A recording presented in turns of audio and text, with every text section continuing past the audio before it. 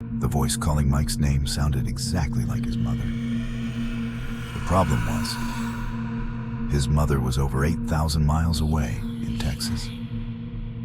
When we followed the voice deeper into the bunker, we found nothing but a concrete wall, and scratched into it were 2 words: "Don't answer. My name is Daniel." In 1970, I served in a U.S. Army reconnaissance unit stationed near the Vietnam-Cambodia border. To this day, I have never spoken publicly about what happened. And this may be the first and last time I ever tell this story. That night, our 6-man team was assigned to patrol a remote section of jungle.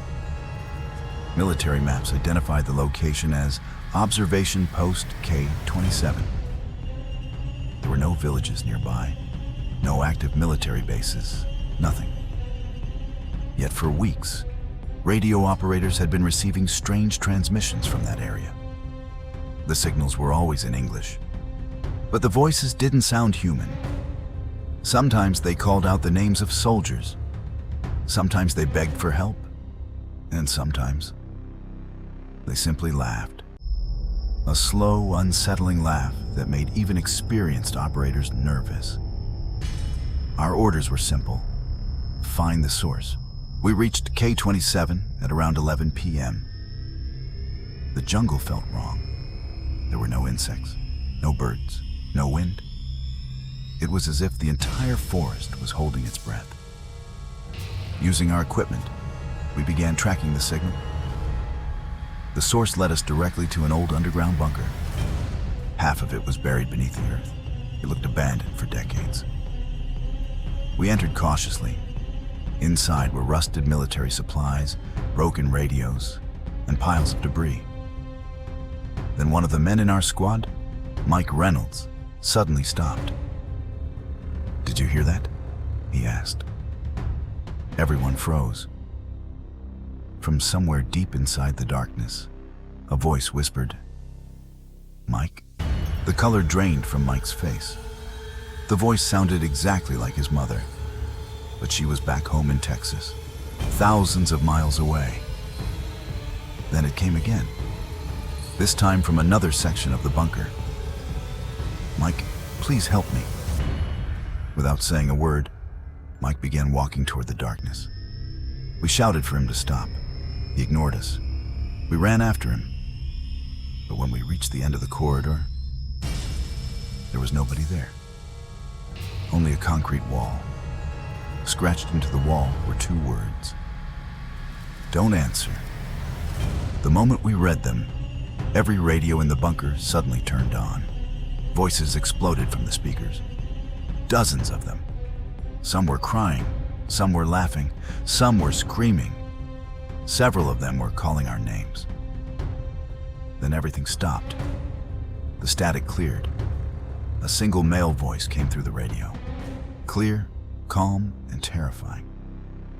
"Leave before it notices you." Nobody questioned it. We turned and ran. But once we reached the outside, Mike was gone. Completely gone. 10 seconds earlier, he had been right beside us. Now there was nothing.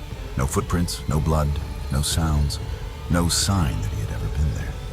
We searched the jungle for the rest of the night. We found nothing. Just before sunrise, our radio suddenly crackled with static. At first, we thought it was interference. Then, a voice came through, weak, broken, but unmistakable. It was Mike. Daniel. The transmission faded in and out. Then he spoke again. "Daniel, don't let it learn your voice." The signal immediately cut out. We never heard from him again. The next morning, a rescue team arrived. That's when we learned something even stranger. According to official military records, the bunker we had entered should not have existed. It had supposedly been destroyed in an explosion back in 1958, 12 years before we ever arrived there. There should have been no structure at that location. No bunker, nothing. Mike Reynolds was never found. and within weeks, observation post K-27 was removed from military maps. Officially, it no longer existed. More than 50 years have passed since that night. But sometimes, late at night, I still hear faint static through old radios, and every now and then, I hear a voice quietly whisper my name. Daniel. Every time it happens, I remember the words scratched into that wall. Don't answer. And there's one final detail the military never made public.